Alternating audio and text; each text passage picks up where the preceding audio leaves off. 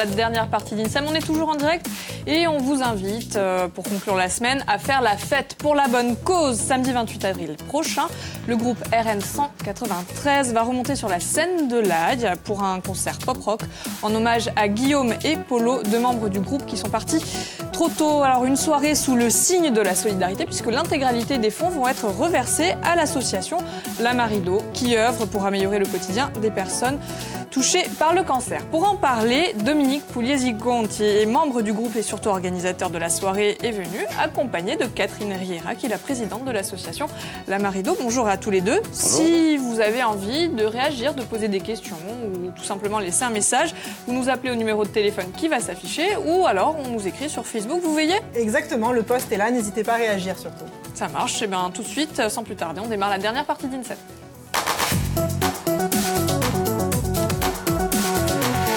Bienvenue à tous les deux, merci d'être avec nous. Alors vous êtes accompagnés également de Florian, Yann et Livia dans le public. Vous avez un petit micro si vous avez envie de réagir, surtout n'hésitez pas. Vous êtes avec nous pour parler de la soirée du 28 avril prochain, ça va se passer à l'Ague et donc les RN 193 vont remonter sur la scène pour un concert caritatif. Dominique, est-ce que vous pouvez nous parler du programme de cette soirée ? Alors effectivement, le programme, ça va être un concert à but caritatif pour l'association La Marido. C'est surtout un concert hommage donc à Guillaume et Polo, mon grand frère, qui sont tous les deux décédés d'un cancer, malheureusement, jeunes.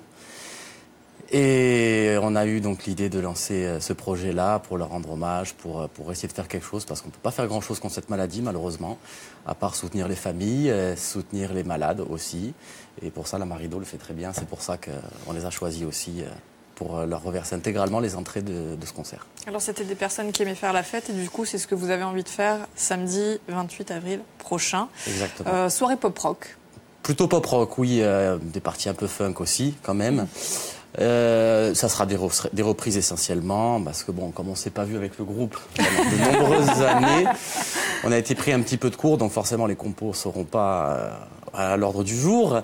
En revanche, on a choisi un répertoire assez festif quand même, parce que c'est quand même dans des conditions un peu difficiles. Donc on voudrait faire la fête, ils aimaient faire la fête. S'ils étaient là, ils nous diraient certainement « faites la fête ». Faites la fête. Concert en deux parties, debout, forcément. Oui. Très éclectique au niveau du répertoire. On a fait un petit montage, Emeric nous a fait un petit montage. Je vous propose d'écouter, comme ça on aura un aperçu de ce que ça va donner. Ça marche. Allez, Allez.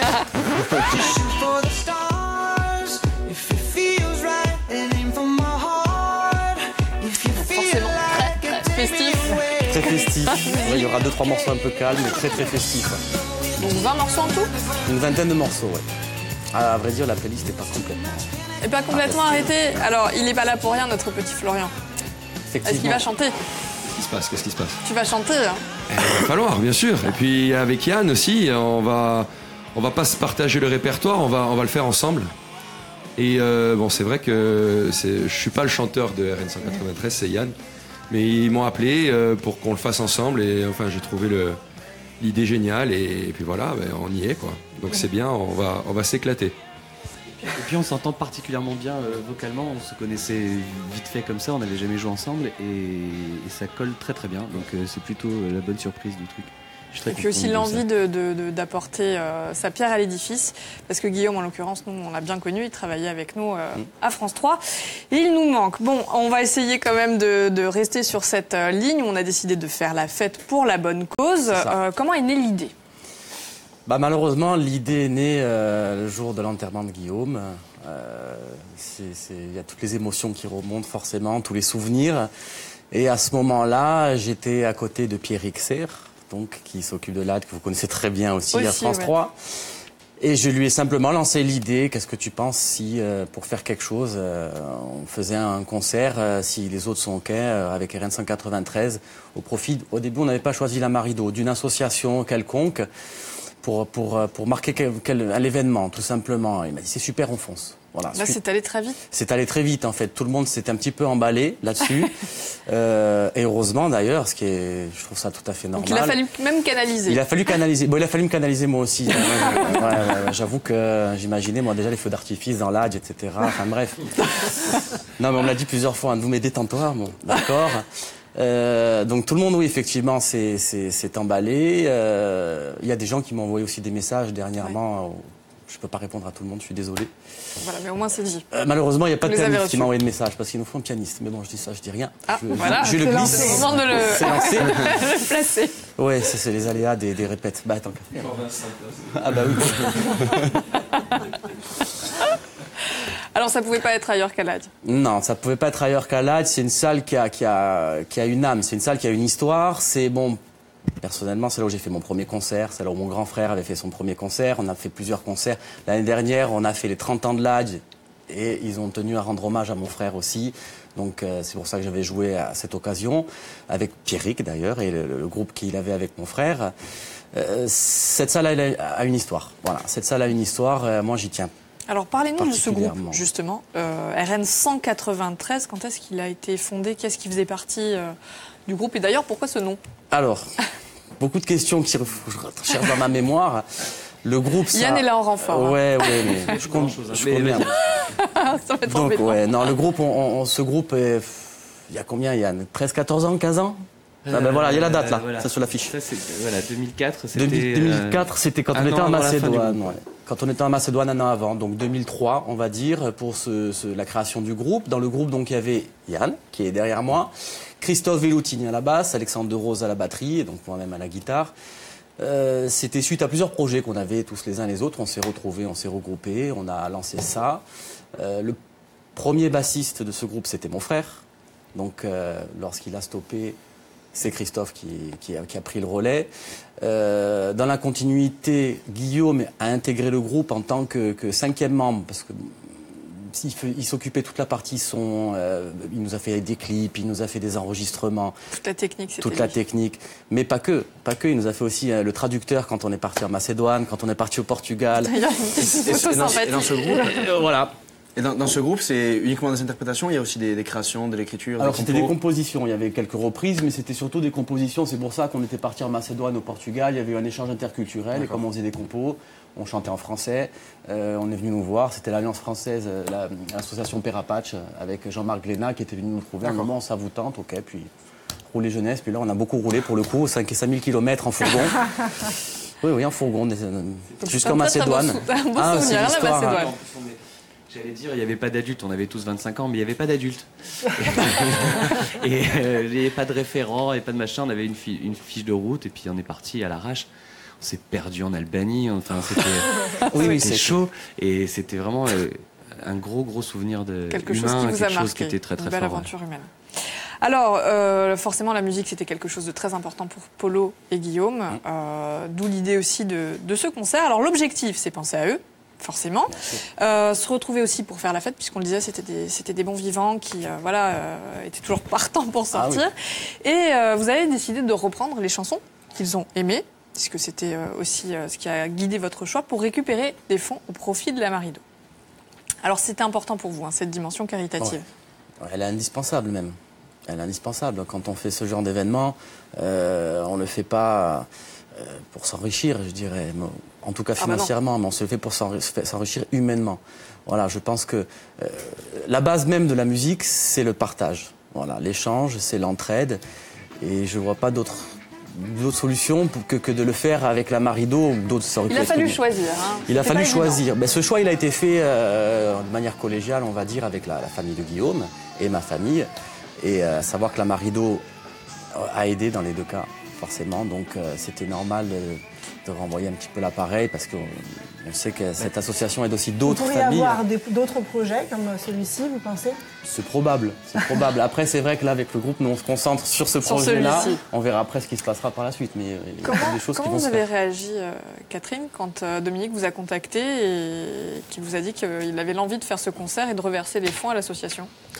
On réagit toujours avec beaucoup à la fois d'émotion, parce que je connais très bien, je connaissais Guillaume, je connais surtout les parents de Guillaume et de Polo, qui sont des amis très proches depuis des années. Donc je sais que ça fait référence à beaucoup d'émotions, notamment pour Marie-Paul, qui est encore, c'est tellement frais que. La maman de Guillaume.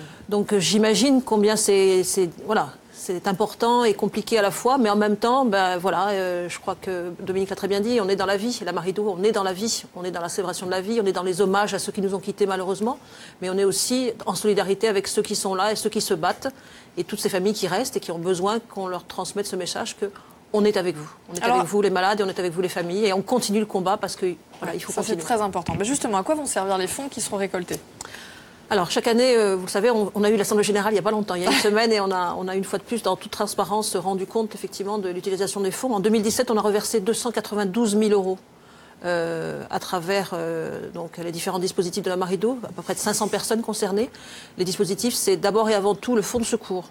Le fonds de secours, c'est un dispositif financier qui permet, sur recommandation des assistantes sociales, d'apporter une aide financière directe aux malades qui en a besoin parce qu'il est artisan ou il est commerçant et il perd une partie de ses revenus et donc il n'a plus le moyen de faire face à la fois à la maladie et en même temps aux dépenses générées.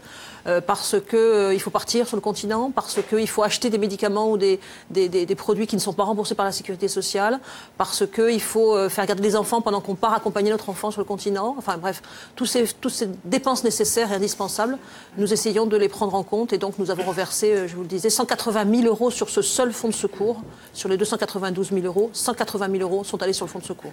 Après, nous avons choisi d'aider la recherche, et notamment la recherche sur le méduloblastome chez l'enfant, avec le professeur André. Donc nous avons consacré 20 000 euros sur les 3 prochaines années, donc 60 000 euros sur les 3 prochaines années pour ce projet de recherche. Nous avons également mis en place un dispositif de soutien à travers les soins de support. Ces soins de support qui sont indispensables pour atténuer les effets extrêmement lourds des traitements chimiothérapie, radiothérapie. Il faut savoir qu'en Corse du Sud, dans les hôpitaux de Corse du Sud, il n'y a aucun de ces soins de support qui est préconisé, qui est mis en place dans les hôpitaux. Donc la Marido le fait à travers des praticiens que nous finançons à Castellucci, à l'hôpital Eugénie. Et là aussi, c'est un budget de plus de 35 000 euros par an pour permettre aux malades hospitalisés de bénéficier de ces petits soins de confort, de ces soins de support qui atténuent encore une fois les effets.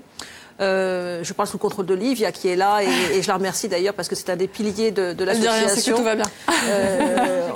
On investit encore aussi dans notamment les aide-moi Livia, les installations dans les hôpitaux. Les investissements. Nous avons financé l'année dernière 47 000 euros sur la maison du Sacré-Cœur à Bastia. Et donc cette maison des familles qui n'existait pas à Bastia et qui a vocation à accueillir toutes les familles qui viennent de toute la Corse pour accompagner justement un enfant par exemple ou une famille hospitalisée pour éviter les allers-retours fatigants. D'accord, donc tous ces fonds, c'est grâce à des initiatives comme celle de Dominique. Donc vraiment, allez-y, c'est samedi 28 avril. Je suis désolée, Livia, on n'a pas le temps parce qu'en fait, on va se quitter en musique avec le titre Dream One d'Aerosmith parce que c'était un titre qui avait vraiment du sens et que Polo et Guillaume aimaient beaucoup. Merci infiniment d'être venus nous parler de ce concert et moi, je vous souhaite un excellent week-end à tous. À lundi. Ciao. Merci. Merci beaucoup.